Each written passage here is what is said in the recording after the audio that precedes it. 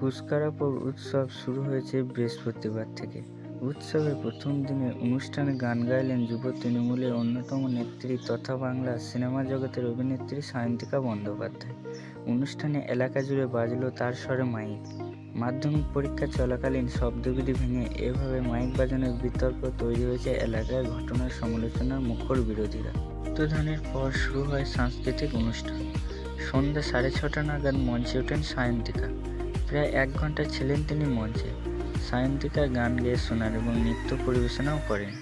এই সময় তীব্র স্বরে মাইক বাজানো হয় বলে অভিযোগ। মাধ্যমিক পরীক্ষা চলাকালীন শব্দবিধি না মেনে পুরসভার তরফ থেকে এভাবে অনুষ্ঠান কেন আয়োজন করা হলো তা নিয়ে প্রশ্ন তুলেছে বিরোধীরা। স্থানীয় বিজেপির নেতা মৃত্যুঞ্জয় চন্দ্র বলেন, তৃণমূল কংগ্রেসের কোনো শৃঙ্খলা নেই, ওরা আইনের শাসন মানে না, ওদের কাছে এসবই আশা করা যায়। সায়ন্তিকার মতো একজন নামকরা তৃণমূল নেত্রী কীভাবে এই কাজ করলেন তাও বোধগম্য হচ্ছে না। যদিও ঘুষখোর পুরসভার চেয়ারম্যান কুশল মুখোপাধ্যায়ের দাবি, আমরা শব্দবিধি মেনেই অনুষ্ঠান করছি। মাধ্যমিক পরীক্ষার বিষয়ে আমাদের মাথাতেও আছে।